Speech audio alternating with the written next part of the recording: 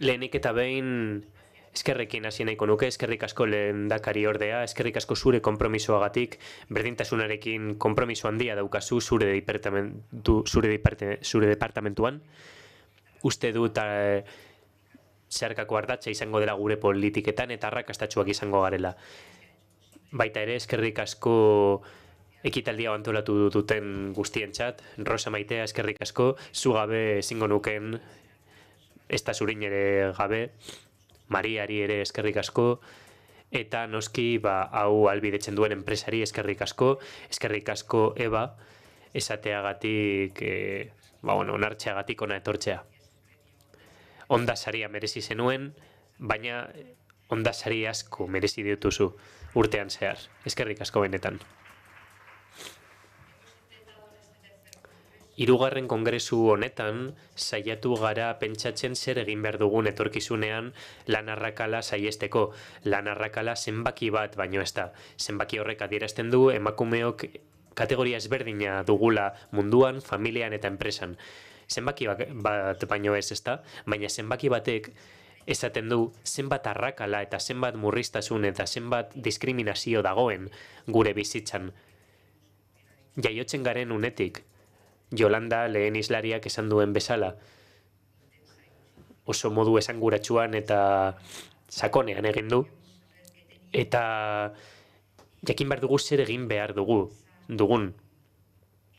Pentsatu behar dugu, beste herrialde batzuek badaudela gauzak egiten, denbora asko daramatela gauzak egiten, eskerrik asko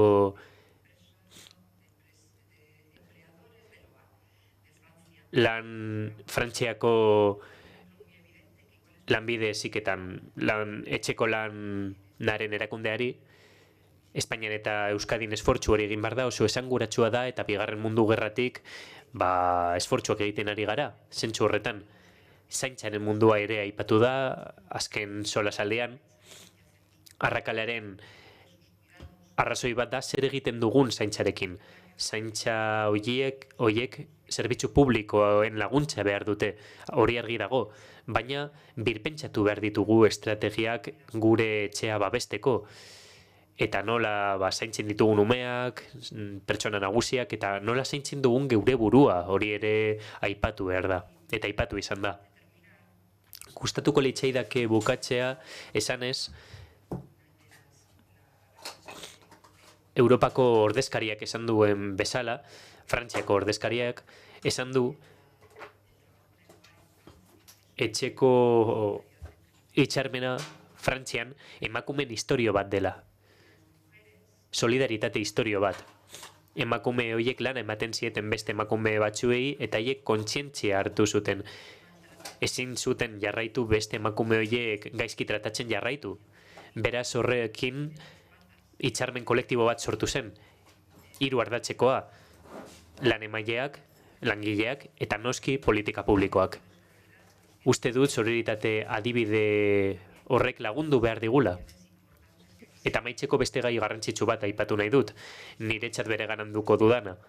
Eskailera emakumeak aipatu izan da, Leirerekin ere paritateri buruz hitz egin dugu, eskailera emakumeak dira beste emakume batzuei igotzen laguntzen dietenak, eta goi mailako postuetan egoten laguntzen dietenak. Uste dut kontzeptu horrekin printzipioa nahikoak izango ditugula urrengo 5 urte horietan, urrengo 5 urtetan lan egiten jarraitzeko, eta 2018an esan bezala, nahi duguna da Euskadi erreferente izatea, bai Europan eta bai munduan. Eskerrik asko guztioi hemen egoteagatik, uste dut denon artean lortu egingo dugula, argi dago arriskuak eta erronkak ditugula aurretik, batzuk uste dute pasatzen ari garela, edo halako hitzaldiak dituzte, baina tira, aurrera egingo dugu. Eta asko kezkatzen hauen gauza batekin bukatu nahi dut, uste dut oraindik ez dakigula ondo nola aurre egin honi. Egun gertatzen diren gauza asko eremu oso deskontrolatu batean gertatzen dira, sare sozialetan alegia. Gogoeta egin behar dugu, nola iristen gara sare sozialetara genero estereotipoek kalte ez egiteko emakumeei eta atzera pausoak ez emateko.